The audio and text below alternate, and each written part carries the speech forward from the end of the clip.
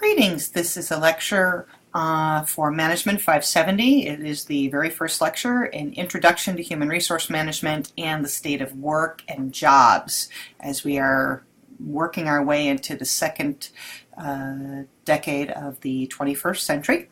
So we'll spend some time talking about the basic definitions of HR and then look at how the environment and work and the nature of work has changed and why the role of the manager is going to change in relationship to how they manage their people. So we'll get into some of this stuff in a little bit.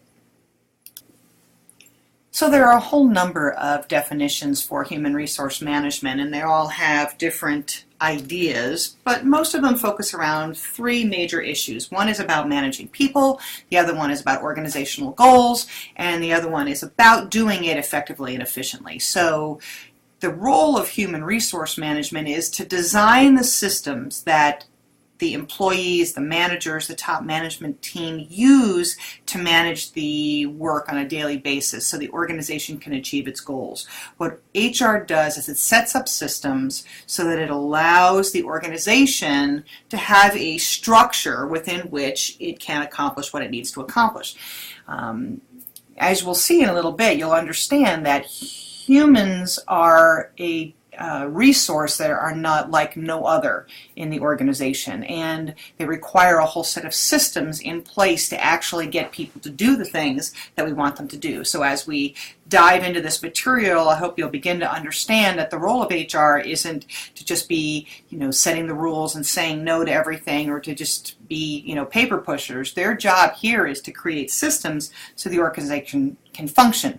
But as the organization's strategies and their mission and vision change so rapidly, it's a little challenging for HR to keep up with that, because it's easy to change the gear and say I want to go into this direction instead, but it's a whole different thing to have systems in place to shift the way you want people to do their work, to the way that they have their expectations set upon them, the way that they get motivated. So the goal here is for HR to work in alignment with top management teams to make sure that managers have the support that they need to manage the people on a day-to-day basis, and at the same time, HR's job is to make sure they're designing systems that actually help people get their job done on a daily basis.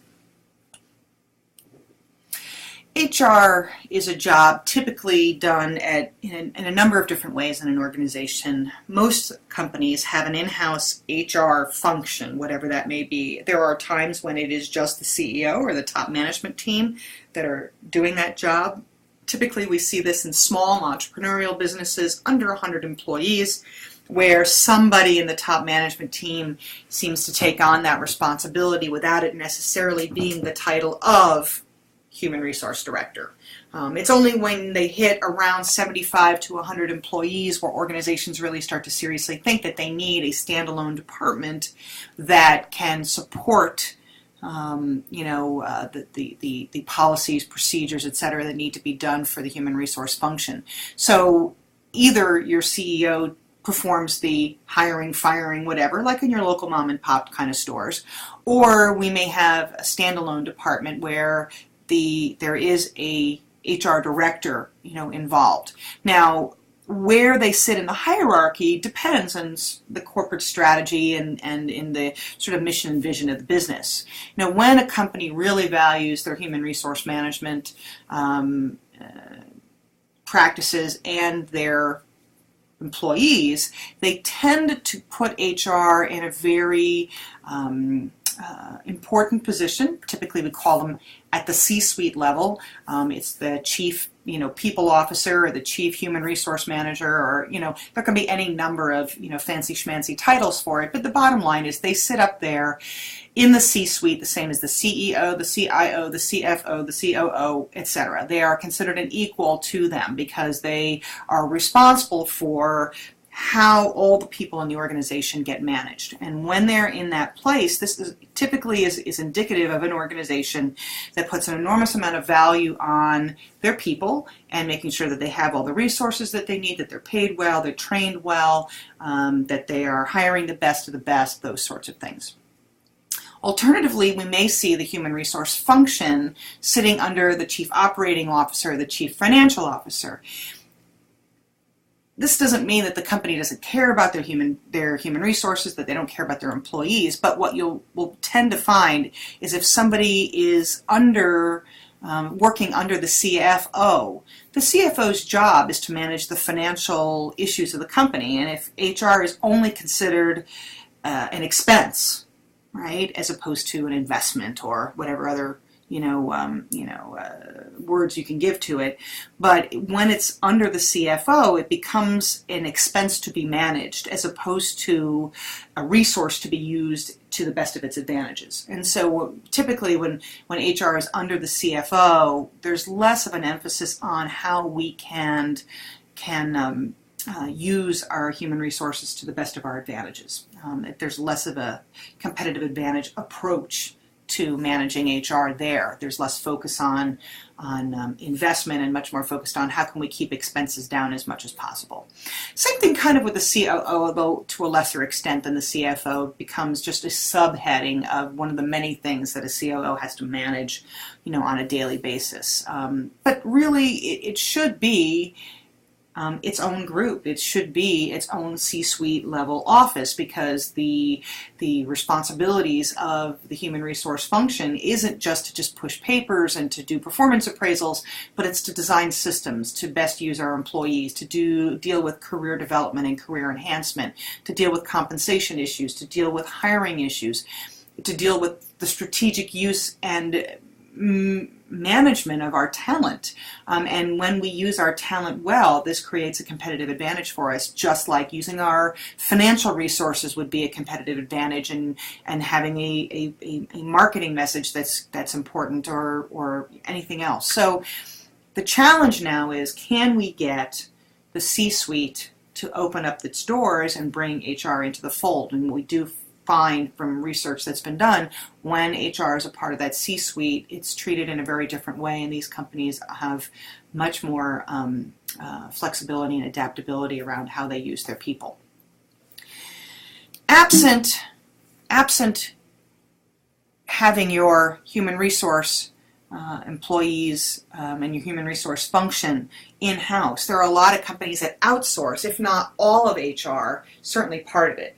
We see less of the fully outsourced group, because these fully outsourced groups are much more focused on leasing back the employees. And basically the way this happens is a small company has employees and they don't want to manage them on a daily basis. So they will have the employees become employees of a leasing company, and then the organization leases their employees from that leasing agency, and the leasing agency is the employer of record. They're responsible for all the bills and for paying them and for managing their benefits and things like that. And all I do as the manager of the organization is I direct these people to do what we want. And there are some strengths to that idea, particularly around the financials, but the disadvantages, of course, is people tend to have less loyalty to the company than anybody would ideally want. So that becomes the bigger challenge there. In terms of the outsourcing aspect, though, there are many, many companies that don't have a broad cadre of competencies to manage all the HR functions in-house. Larger companies tend to be able to do that, but smaller businesses, as they start to get their HR function in order, are much more likely to outsource things that they really can't do well. For example, they may decide that they don't want to do all the recruiting, they want to leave that to an employment agency to do all the recruiting for them. And the employment agency will recruit potential employees, they'll pre-screen them, they'll give them some initial tests to make sure they're employable, and then they move them on for the final selection decisions. Other companies will do all of that. They'll do all the recruiting and selecting and the hiring and the interviews, and they'll do all that for you and say this is a good person, and just let you do the thumbs up or thumbs down on them. Training and development is a big area where we see a lot of training outsourced. Companies don't always have in-house competencies for being able to train employees, so you'll see them going to outside agencies to bring in people to do hiring on things that they may not consider. Where else do we see outsourcing that's not uncommon? Payroll is a big one, and that's where a lot of the a lot of companies like Paychecks and things like that are responsible for dealing with all the payroll stuff. So it doesn't have to be done in-house. The HR manager sends all the information to Paychecks. Paychecks then takes care of, keeping track of the hours and keeping track of the pay per rate, and then they generate the paychecks themselves. And this way it makes it easier. It's a very cumbersome accounting process, to deal with people's payroll, particularly if you have a lot of hourly workers, and so this enables them to manage that. Probably the one area you probably want least outsourced is employee relations. The last thing you want is people needing to complain about the company to somebody who doesn't work for the company, and having to go and deal with communication issues and things like that, and having to go through an outside source rather than being able to go to the organization and the chain of command within the organization to deal with these issues. So employee relations, there are companies that do it. They outsource employee relations, but they're not as successful in being able to manage their employees that well. Another area where you might see outsourcing is doing job analysis. This is the process by which we create job descriptions and job specifications, so we know what is entailed in the job and what are the knowledge, skills, and abilities an individual needs to do that job. So the job analysis process can be outsourced, and you typically can outsource that to a consultant who has some experience doing job analysis and doing job descriptions. So there's a whole variety of different things that can be outsourced for the company. Obviously, my bias is to keeping the HR department in the C-suite in-house when appropriate, and there's no problem with outsourcing on smaller things like training and other aspects that we maybe don't have the in-house competencies for.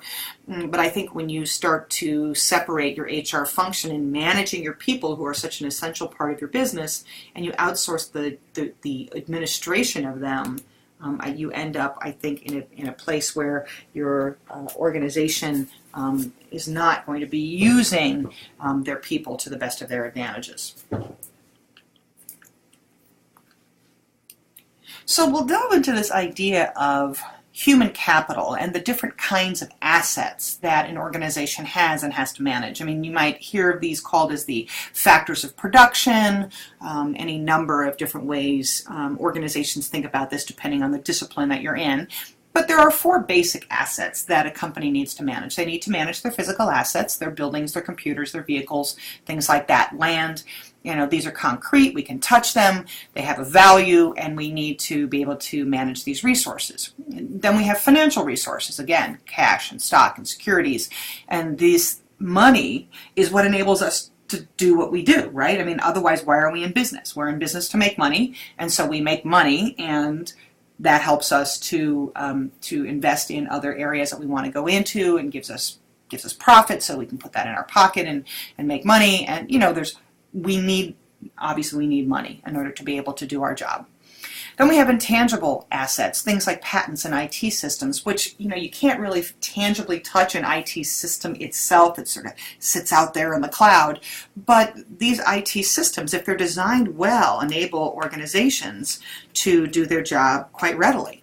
And that's our goal, of course, right? We want to have these intangible assets, things like patents, because they bring us money and give us a competitive advantage, in the marketplace. And then we have people that have individual talents and capabilities, different expertise, and people bring an enormous amount to the table. They are wonderful assets. They're important assets to the company. Now, when we think about physical assets, and we think about financial assets, and even when we think about intangible assets, they're considered assets, and they are considered investments. When we put money into these things, these are considered investments. But when we invest in our human resources, they're expenses. They're not investments. So the human capital, the human asset, is treated very differently than other assets, simply because, they are not thought of as an appropriate investment. They're thought of only as an expense. If you think about that attitude, when all you think about is your employees as an expense to be managed, you don't think about them as something to invest in, something to value, something to leverage for a competitive advantage. And think about it this way. Money pretty much behaves the way you want it to. If you put money into a bank account that has a certain yield and an interest rate, it will yield that. It doesn't decide one morning to wake up and say, I don't feel like earning interest today.